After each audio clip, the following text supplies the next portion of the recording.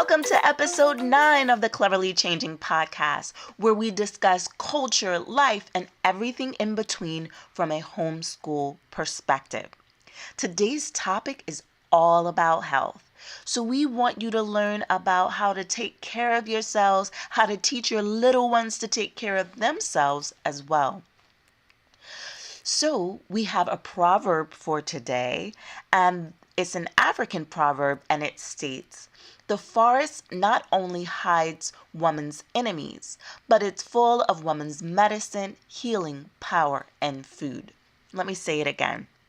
The forest not only hides woman's enemies, but it's full of woman's medicine, healing, power, and food. So definitely tell a friend about our podcast. And remember that you can tune in to the Cleverly Changing podcast bi-weekly.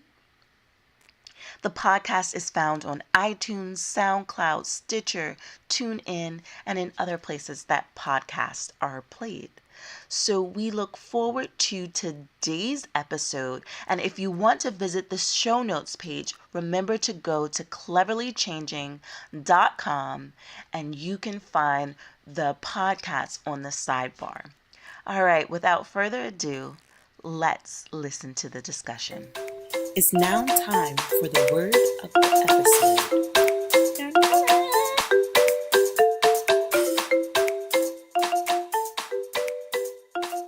Zima. It means whole in Swahili. Although afya means healthy in Swahili, Mzima goes a little deeper. When we are whole, we feel good, we look good. Our attitudes and words will reflect this. The idea of being whole includes the physical, mental, spiritual, and personal components. In many ways, it is a sort of balance. There's an African proverb that says, "When you hide your sickness, you cannot be cured." This is Cleverly Cultured Kids! In this segment, we talk to kids about different topics. Welcome to another Cleverly Changing podcast. Today we have an exciting topic. Once again, we are talking about health and hygiene with our kids. So this is one of the topics that we actually have to cover in homeschooling. So one of the subjects that the state requires here in Maryland is health. And so we want to give our children an opportunity to share their thoughts about health and taking care of themselves. And we want you guys to just enjoy the conversation. If you have something to share, please send us a message, and we look forward to hearing from you. All right, girls. So it is time for us to get into the conversation. So let us know, how do you feel about taking care of yourselves? What does that actually mean? Don't eat a lot of junk food. Eat healthy. Work out. All that type of stuff. Okay, well, let's see. What specifically, what is eating healthy for you? You know, everybody's different. Everybody has different families, different refrigerators full of different things. So what would you consider healthy food versus junk food, since you brought up junk food, Layla? Junk food is candy, chips. Well, no, not chips, because chips are good. Candy, bread. That's a fact. High carb bread. Most sweets. And yeah. I don't know how to end these. You just finished the sentence. Okay, so Maya, what do you consider to be junk food? Chips. I'm like, Layla. Popcorn in some instances.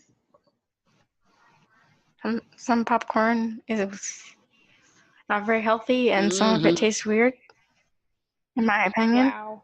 Okay, Mira, do you have any list toppers when it comes to junk food? Yes. Care to share? One thing that they didn't name was French fries. They are good, but not healthy for you. That is so true. Especially the ones that we get. I thought you would say candy. No, candy is bad for you, but it's also healthy for you because you can find candies that are good for you. Nah. Girl, who told you that tale? Candy is not good for you. A junk food. And I tried Sugar it. candy ain't good for you either because Everything. they killed all the good property by coating it in sugar. So you've kind of just not minimizing. What's the word? You're negating the wonderfulness of the ginger by slathering it in sugar crystals. But sugar is good. Sugar is not good for you. Okay, I'm gonna tell you. Oh yeah. This is why sugar But isn't it's good doing for you. bad things to your body. Because your body does not know what to do with it. You get sugar in so many forms. Our bodies run basically on sugar. So carbohydrates, they get processed as sugars, and we eat those. Um, there's yeah, Just give you energy. So say it a little louder. they Carbohydrates do. give you But energy. if you're eating the carbohydrates, which your body processes and turns them into sugars, and then you're also eating sugar that your body processes as sugar, then you've got sugar plus sugar equals yet more sugar. Too much Exactly. sugar. So, yeah, Sugar it's times 2. overkill. Sugar times 20 million, though. Because, okay, judging from the amount of candy that's produced, like, everywhere, that's a lot of sugar being used in something that isn't really good for people. Right. Especially, And it's like, basically just a one stuff that you just coat in sugar, like a sugar-coated something. Oh, chocolate-coated yeah. almonds. I used to love those when I was your age. Now I see those things and I say, I can't believe I used to eat that. But let me I ask this can't believe you question. like almonds. I do like almonds. The other, yes. So moving away from junk food, what are some other things that you all do to stay healthy? I have one. I eat my vegetables. Veggies.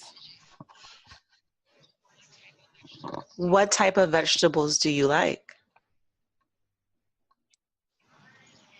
Cucumbers and carrots. Those are your favorites? Yes. What vegetables do you like? All the things, except for bell peppers. They're gross. I agree. You don't like asparagus. I hate asparagus. No. That's not true. You like to eat the spears, not the spears, the tips. Okay, well, Okay, maybe I the guess tops, I'm but the the only rest, one. no. Yeah, Meryl will eat the treetop, but not the tree trunk of the asparagus.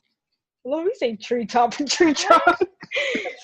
Okay, well, it looks like a little tree, and for those who are not familiar with asparagus, it kind of makes it make more sense. Just like broccoli has a little tree top and then a little tree trunk. That is true. Broccoli looks more like a tree than asparagus. Y'all said the same thing at the same time. Twinsies!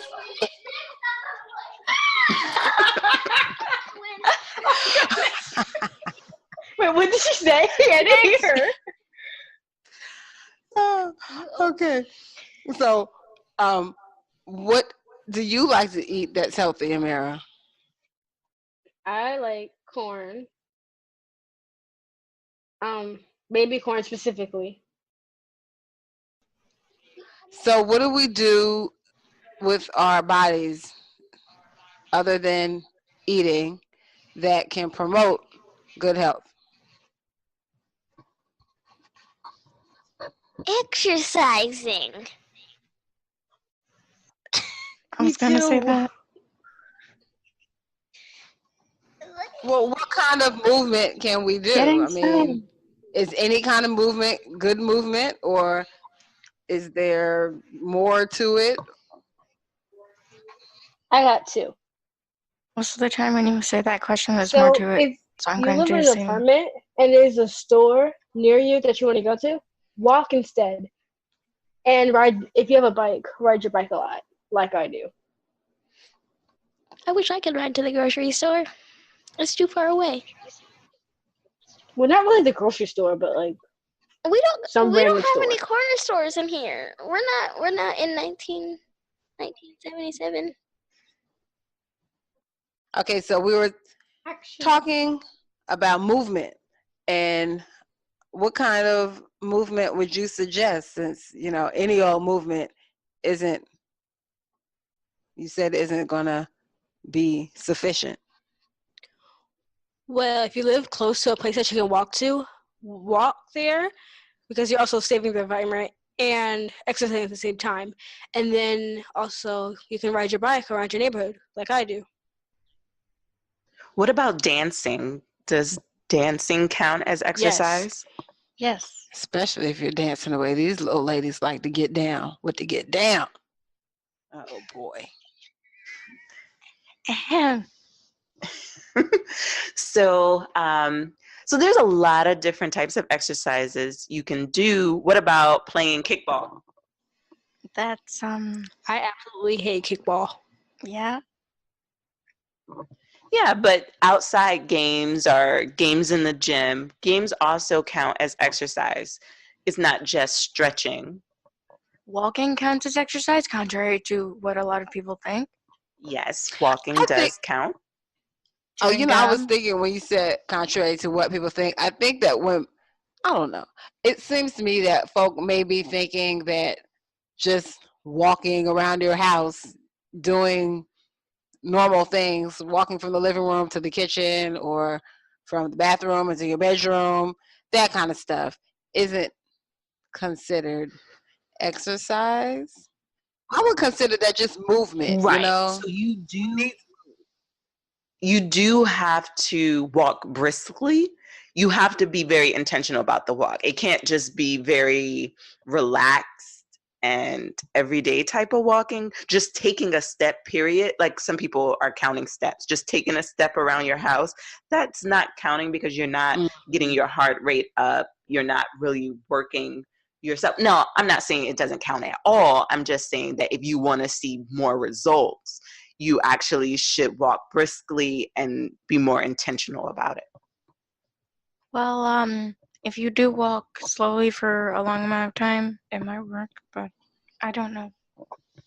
So she said walking slowly might work for a longer amount of time. I mean, So they probably may could. give you a little bit of muscle tone or something, or let me say someone who is unhealthy or compromised, joint pain or something like that, who may need to really ease their way into something, hey, you got to start somewhere. I'm not mad at it.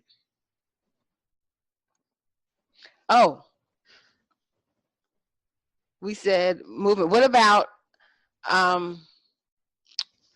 water? How do y'all feel about water and its relation to your health? Water is 90% of my health regimen. How does it make you feel? What is it doing for you? I have no answer. I don't know. Okay. I feel fine. Well, water is mostly your body, but like water makes me feel fine. I mean, the one thing that's a downside is if you're out and about and you have a full water bottle that you have to drink, and there's not a restroom nearby. Lord help me.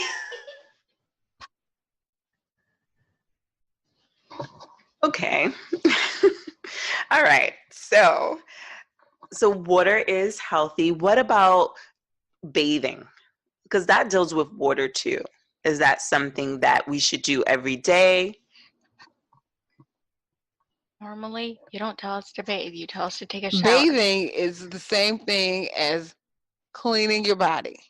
However you do it, whether you jumping underneath a waterfall, in the shower, in the river, in the bathtub, however you choose to clean yourself, that's bathing. So if mommy says shower, if she says take a bath, it's shower. It's all bathing. The only reason I actually like taking showers is because the only reason I like taking showers is I get to wash my hair. Hey, if that's what gets you there, great.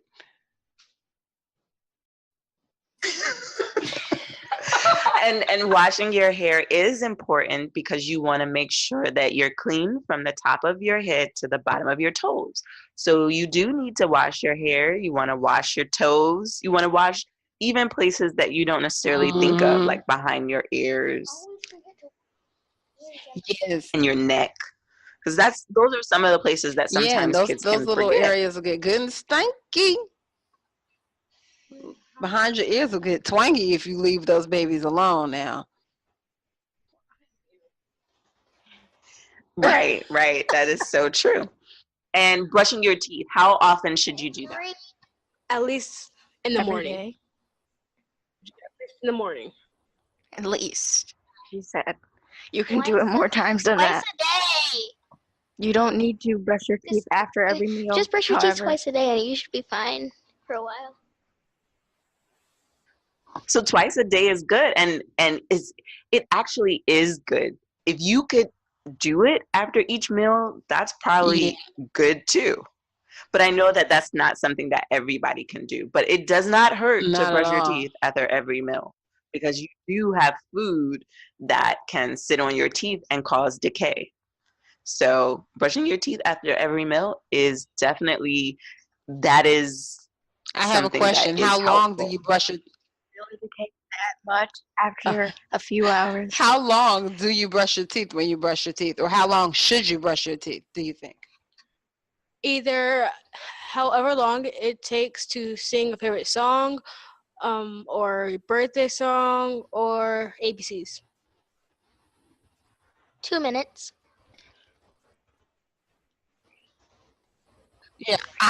Yeah, 2 minutes is a great goal. With Layla, but I would say that the longer you brush your teeth, the more surface area you're going to get.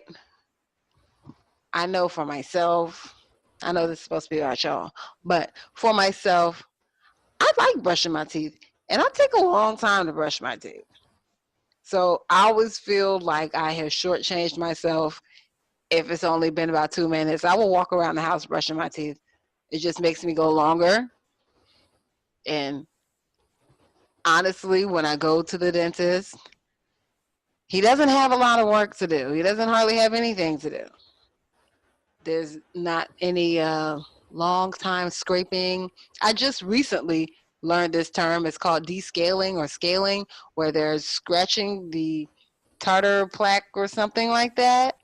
And that some people end up with sore gums after that and have to go back a second time, a third time to fully get that off. And it made me sad to think that, people have to go through that. It's unfortunate, but I say the longer the better.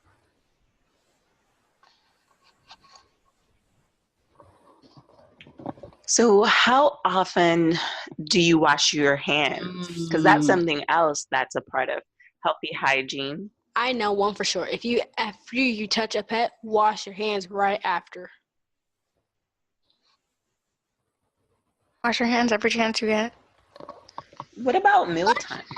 Wash your hands at every day, mealtime. like 5 times or 6 times, or whenever you do something and get to 10 somewhere times. where you can wash your hands, wash your hands. Okay. Hand washing is important, but it sounds like from the amount of times you all are suggesting for hand washing that it would be a good idea to keep some lotion nearby. Because, when you were saying the hand washing, right? I think it's a good rule of thumb. Anytime you leave the house and come back, anytime you're about to eat anything.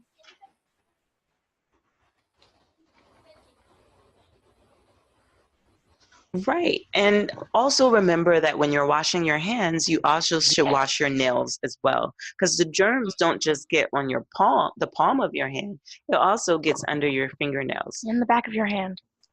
Yes. Very good. Oh, is there a time limit with the hand washing too? Do y'all have a ABCs. You can do it for as long as you want. Just don't take up too the much longer time. the ashier, the longer, the more water you use. So what I do is I put some soap on my hands and then I just rub it for like a minute and then I turn the water on for 30 seconds and then I wash it. I would turn the water on before you put the soap on your hands. I had a dilemma with that once. Okay. So I put the soap on one hand. Then turn the water on, then and then I wash my hands. I don't like getting the handles of the thing dirty because that's really annoying. Ooh. Okay. We are going to wrap up. So, do any of you girls have some extra tips about maybe health or hygiene that you would like to share with other children? Well, Banana peels can stop mosquito bites. Really? I'm going to come Yes. talk to you about that later. What you supposed to do with them? You're supposed to rub them on the bite, I think. Oh, on the bite. Okay, I thought it was going to keep them away. I was like, but I hate bananas. Does that mean I'm going to have to be whiffing like a banana? Okay, so putting the banana peel on a existing mosquito bite can calm the itch, is what you're saying? I think so. Okay, the inside of a peel. Okay, thank you. Mira, do you have any tips for the people? that's what I can think of right now. I have a weird fruit fact. So, okay, pineapple is not one fruit, but a bunch of little tiny fruits called fruitlets. Fruitlets. Yes. And they're all stacked together and make a pineapple. The spiky thing we all know. I thought fruitlet was a word that I had made up. Well, you all have heard it here, folks.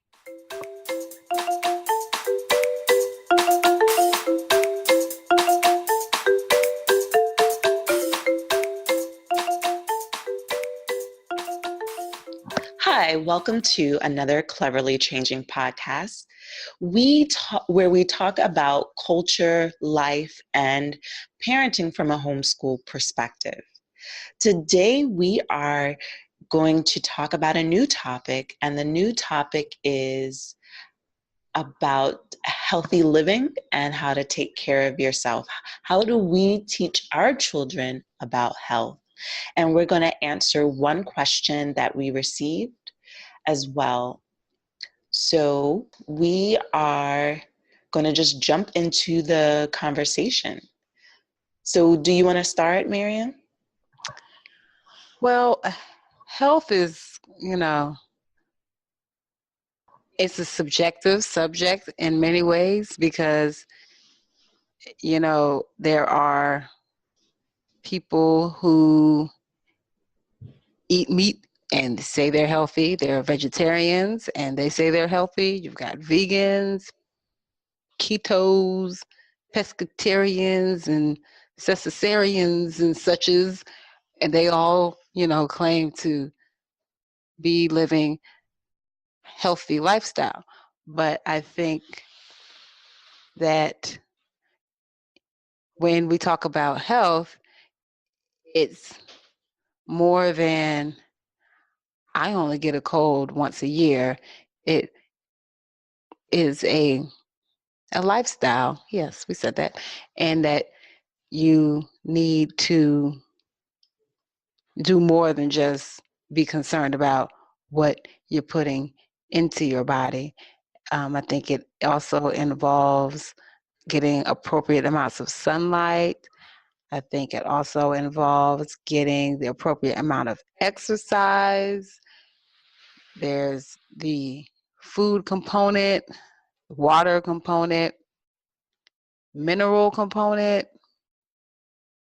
Um, there's preventative care. And preventative care, looks like a lot of different things for different people. So I think healthy lifestyle, healthy living is very subjective, and there's a lot of gray area there. But I don't think that it's impossible to tackle or to, you know, get the young people to understand what's important in living a healthy lifestyle. I think another part of it is listening to your own body. Because if you're eating,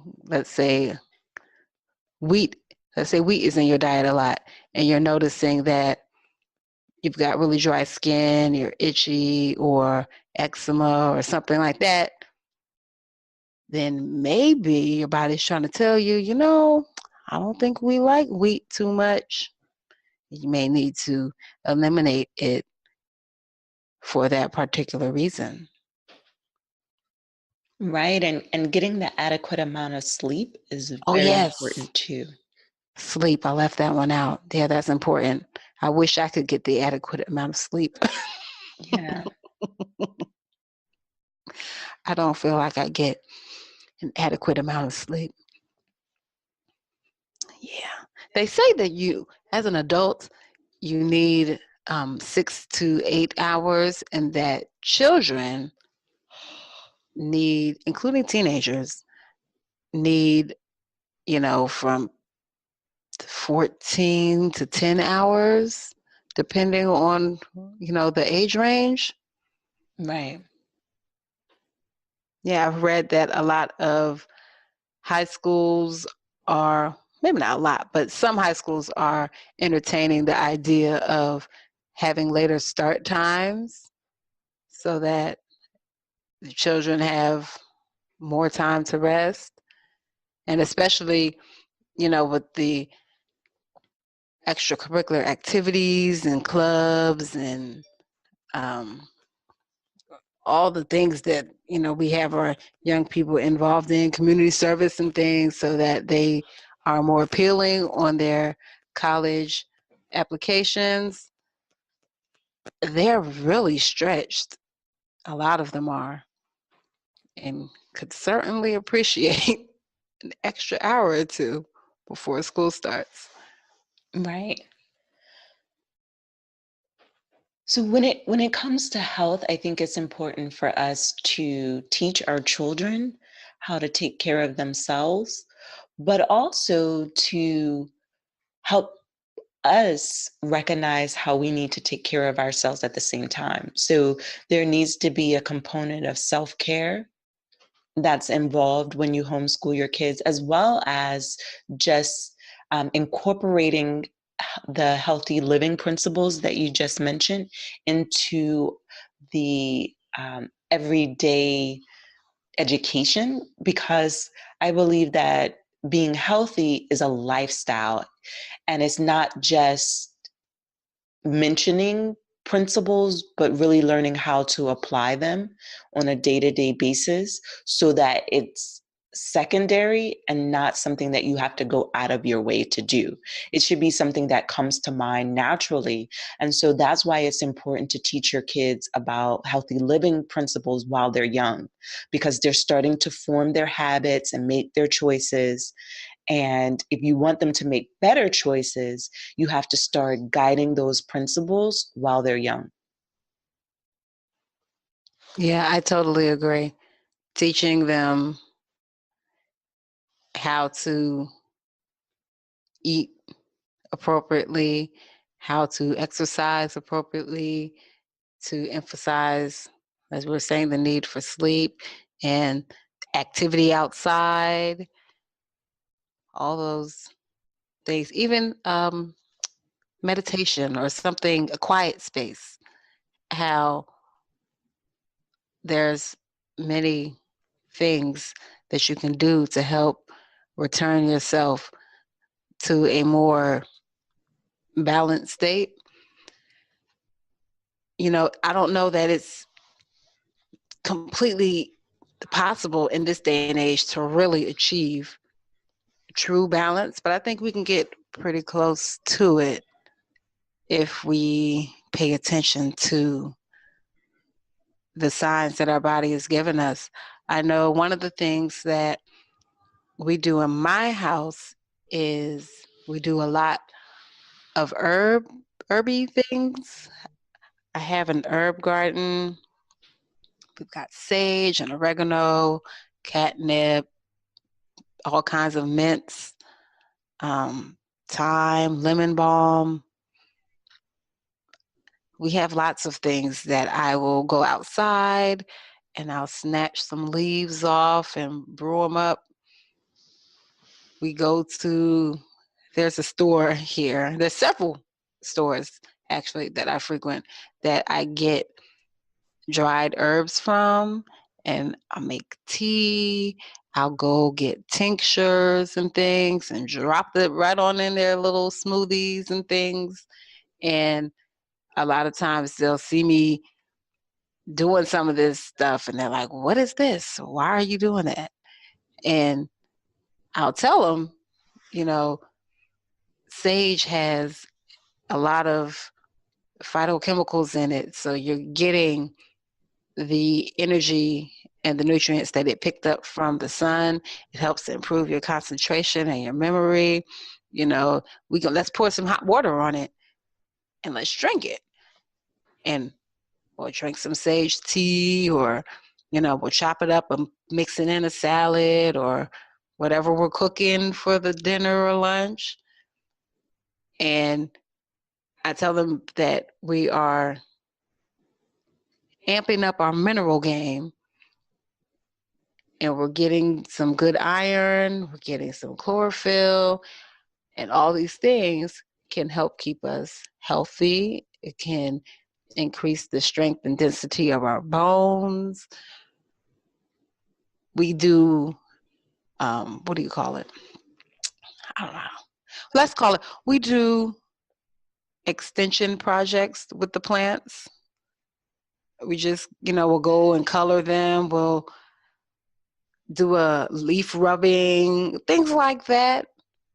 And they have a good time with it. They're interacting with the plant, and it just seems kind of normal. When we're driving, we'll point out, hey, that's a such and such, and you can use that to heal cuts or make a headache go away, things like that.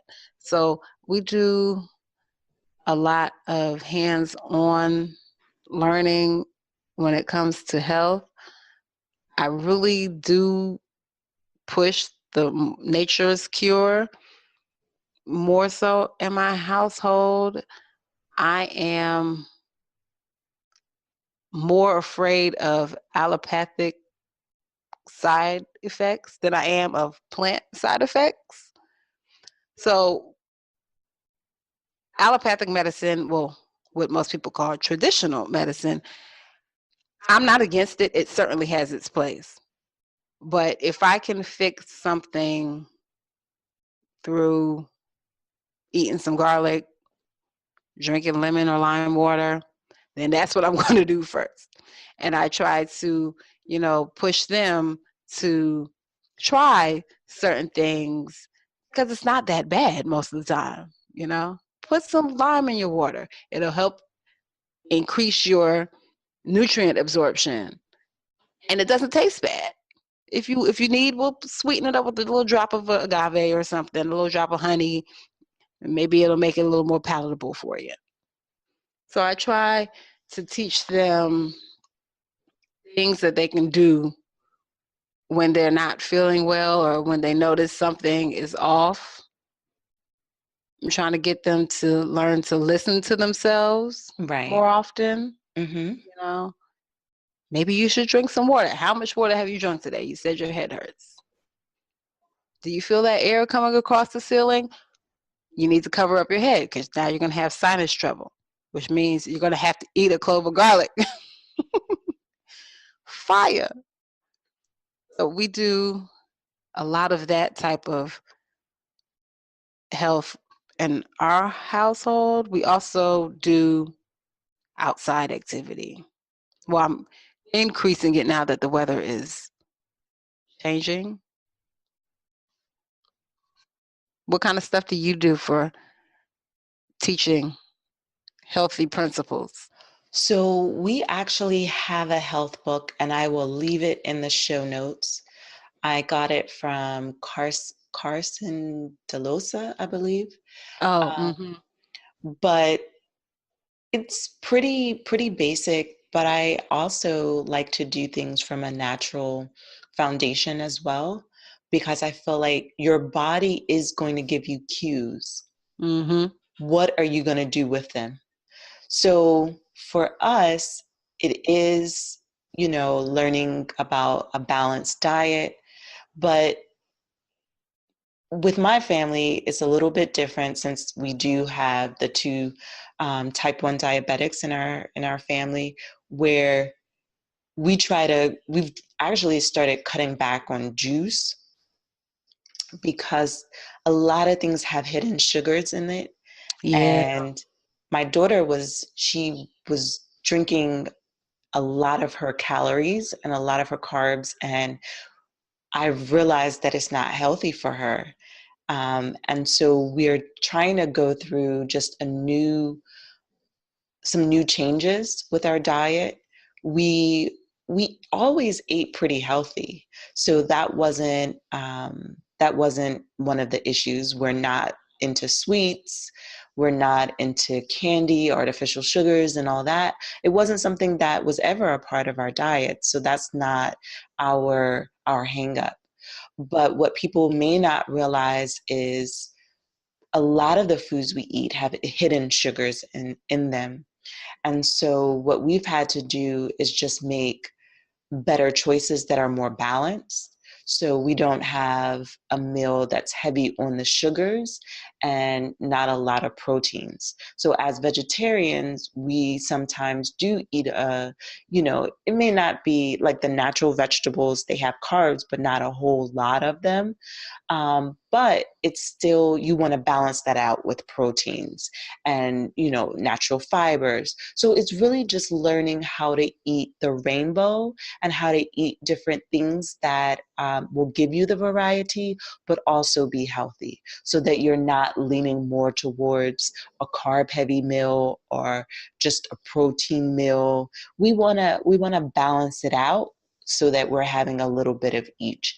And so for me, it's been a journey that has been one where we're learning nutrition together. We're learning, how to recognize refined carbs and complex carbs, because like potatoes are starchy foods and they're not so healthy for diabetics. It's not that they can't have them, they just need to have them in moderation. And so it's learning how the body reacts to certain foods. It's also one thing that we've done better in the past, but this year we've been struggling with, is exercising after meals. So when you eat food and then you're sedentary, it's not good because your body is not working those calories off. And you need to put your body to work so that your body is naturally being able to burn use the energy that's good energy and get rid of the energy that get rid of, certain things that you don't need. So taking a walk after a meal is going to be a healthy alternative. And so we used to do it more. And now that the weather is getting nice, I want to get back into implementing it, where we're exercising after meals. So that's one of the things that I try to teach my kids. We also try to do some alternative medicine with like natural vitamins, and we do drink herbal teas, and we're going to try to just do something that's from a natural standpoint before we go to modern medicine. However, we do, I have a daughter that takes insulin, so that's not something that I can give her an alternative treatment. I just have to give her the insulin and, monitor her. So we do that. I feel like we do a balance of both. And for the most part, things usually go well. Is sometimes we do have, harder days. But overall, I think it's something that my kids hold dear and something that they'll appreciate when they grow up. Yeah, I don't know if my children are holding it quite so dear. They like sugar. Who doesn't? It's sweet. But I really am working on curbing that. I had heard a couple of months ago that Schisandra, I think that's how you call it, Schisandra. I've seen it in my herb store, Schisandra, I do believe is how it's spelled. But I have heard that it helps reduce sugar cravings. I haven't tried it yet. Okay. But I think I need to sneak some in on my littles because those people, mm-mm-mm. And I had to sneak out of the house. Well, I was trying to sneak out of the house. It did not work so that I could come and record this podcast. I had to sadly give my youngest son a lollipop in order to get out the door.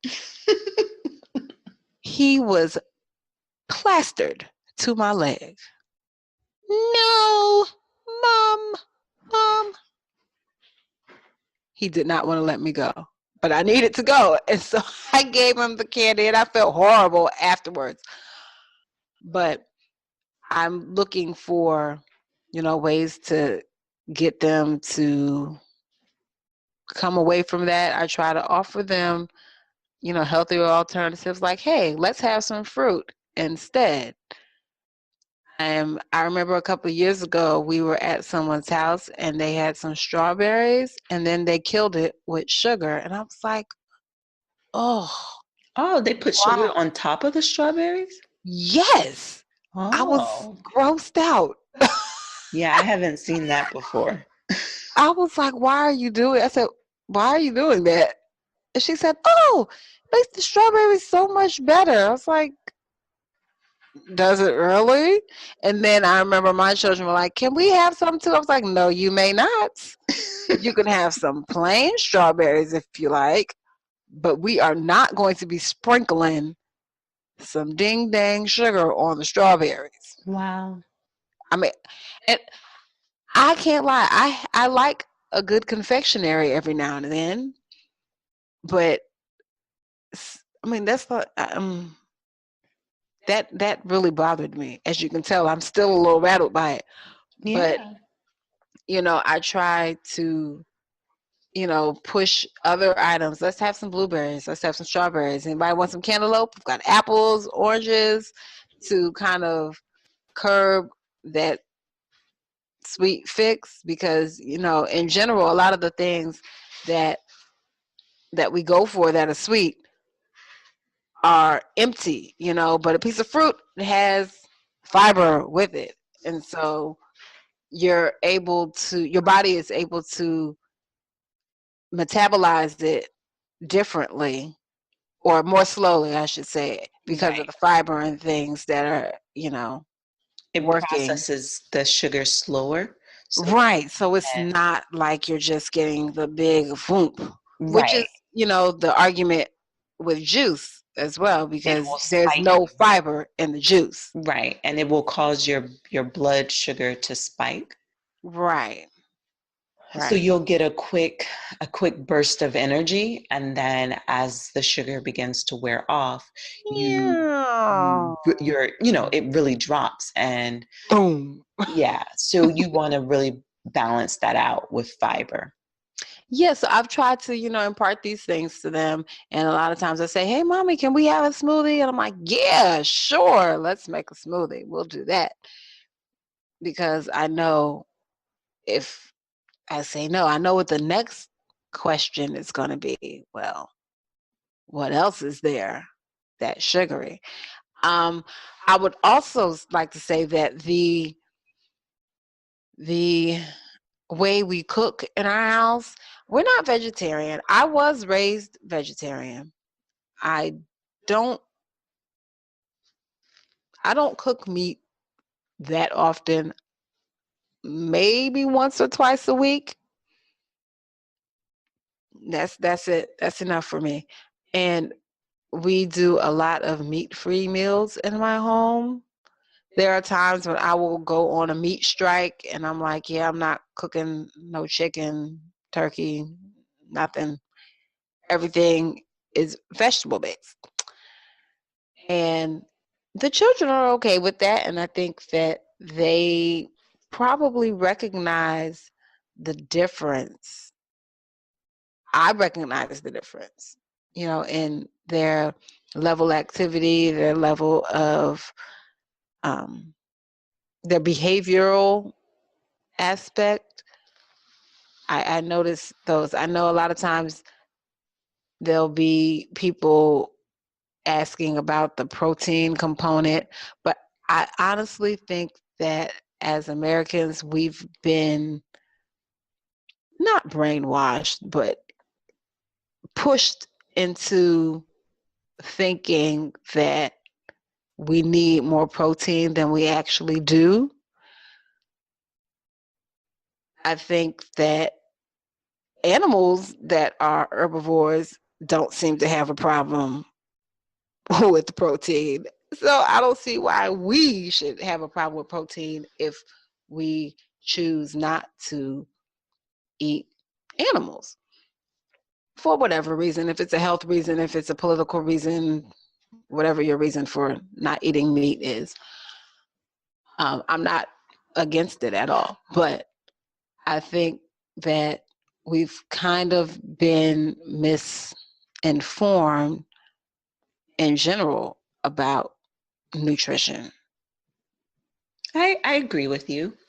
And we will, in the show notes, we will put the current guidelines for a healthy plate because I don't even think I agree with that. Excuse me, I'm gonna say I think. well, they've I revised don't agree with that. they've But revised it so that the protein is actually I think it's 1/4.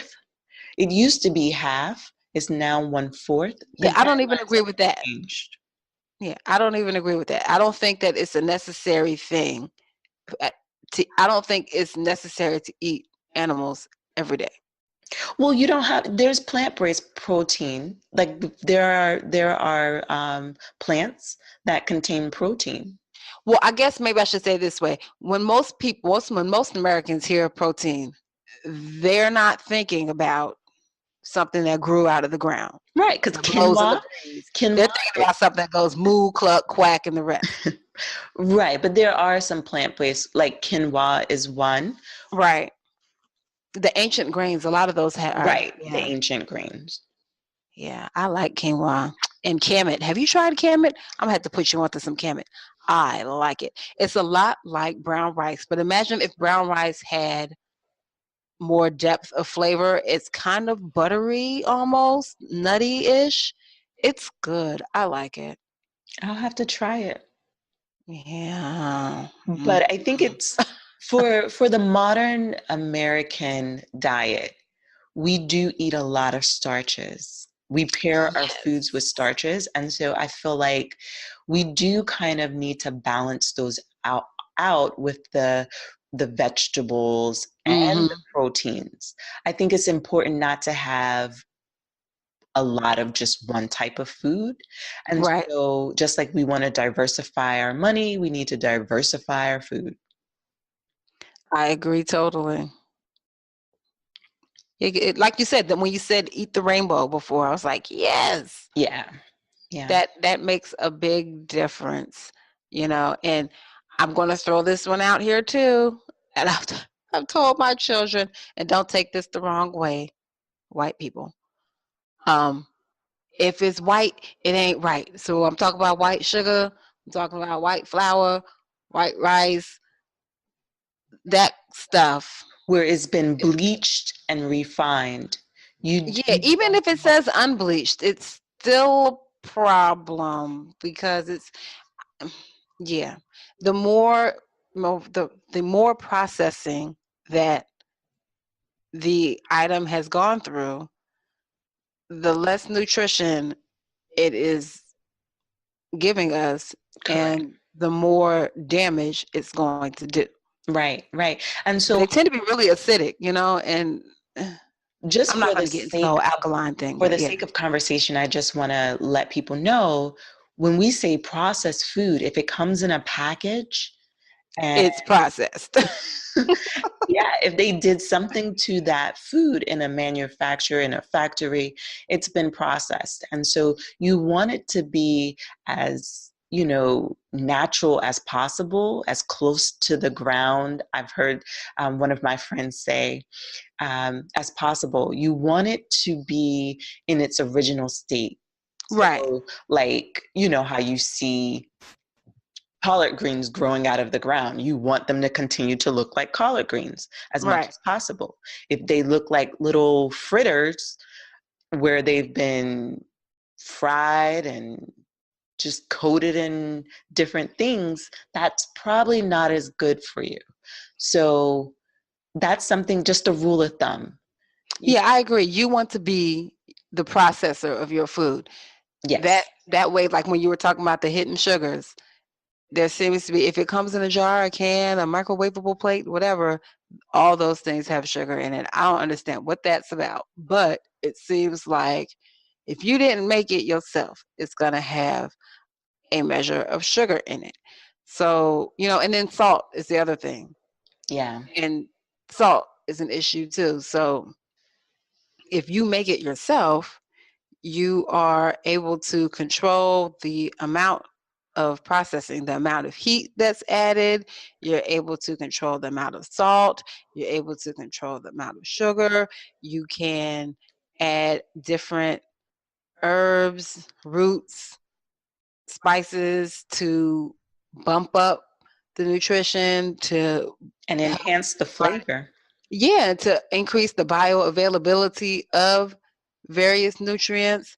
I remember when I was having my first son, we didn't want to give him the hepatitis A shot right then, or whatever it was, whatever vaccine they were trying to give as soon as they breathe air. And oh, no, that's not what it was. We did not let them give him a vitamin K shot. That's what it was. And they wouldn't let us get him circumcised. She said, well, you won't be able to get him circumcised because you didn't give him the vitamin K shot. And we were like, okay. It wasn't a big deal, but I had said I've been eating dandelion greens a lot. So he's got good vitamin K. And she was like, do you know how much dandelion greens you would have to eat? And I said, yes, I do. Do you? And she just looked at me like, how dare I ask her that question? And then she said, well, you won't be able to get him circumcised here. And I said, okay, that's fine. Thank you. you know, but I think that a lot of folk don't understand that when you eat, when you're getting your vitamins and minerals from specific foods, you're excuse me, you're able to absorb more of those nutrients than you may think, because you're getting it along with the other nutrients that are in said item. Right. So we have lots of pairings like calcium and magnesium and I can't think of any more off the top of my head, but there's several pairs of things that if you eat this vitamin along with this vitamin, you're going to increase your absorption rate of said vitamins. Right. If by adding black pepper to things, you can, there you go, black pepper and turmeric. Right. It helps to increase the absorption of the anti-inflammatories and such in the turmeric. So depending on your preparation and the things that you add to it, you can certainly increase your absorption rate, and you wouldn't have to eat a whole bushel to get that. I mean, even when you take these synthetic vitamins and minerals, a lot of times you're peeing out a good portion of what you took in because your body was unable to absorb it. Right. So you have to study and find out what your body needs so that you'll know what you need to eat along with it to make sure that you're getting the right nutrients. Yeah, that's what I try to let the children do. Let me bring it back to the littles. I try to get them to, think about these kinds of things. Well, what kind of goodness are we getting from this apple? And how long do you think it'll take our body to process this apple? We'll look at good old internet and find out the actual amounts and things and compare them to, say, the gummy vitamin on the shelf or whatever to see how much you're actually getting. We've looked at, the nutrition facts on the sides of stuff, and you see, oh, this is the recommended daily amount. And, oh, look, that's 50%. So if you eat 2 of these, you've gotten all the iron that they say you need for the day. But if you should find that you're feeling a little tired or sluggish, maybe your iron was a little low and you need some more. Or maybe your body just needs more in general. So I can't say enough how much I really push them to listen to themselves, and not even in just health situations. In general, if you're getting a bad feeling about this person or this place, listen to yourself. It's a good rule. Yes, it is. And I think on that note, we're going to wrap it up. Wrap it. We're going to wrap it up. I think that for every household, when you're educating your child, you will quickly learn that the life lessons that you're teaching them will carry them into adulthood. And so when it comes to health, you want them to understand how to take care of their bodies so that when they become adults, they'll know about good hygiene, they'll know about healthy living habits and everything. So it's something that you need to incorporate now while your kids are little so that when they become adults, the habits will already be in place. And so if you have anything that you would love to add to this conversation, please do so by sending us an email at cleverlychanging@gmail.com. You can also send us a message or follow us on one of our platforms. I'm at Cleverly Changing. Miriam is at Franken Herbs on Instagram. So definitely look us up. Find more information about just healthy living in general. We are here to support you. Please share our podcast with a friend, and we thank you for listening. Until next time.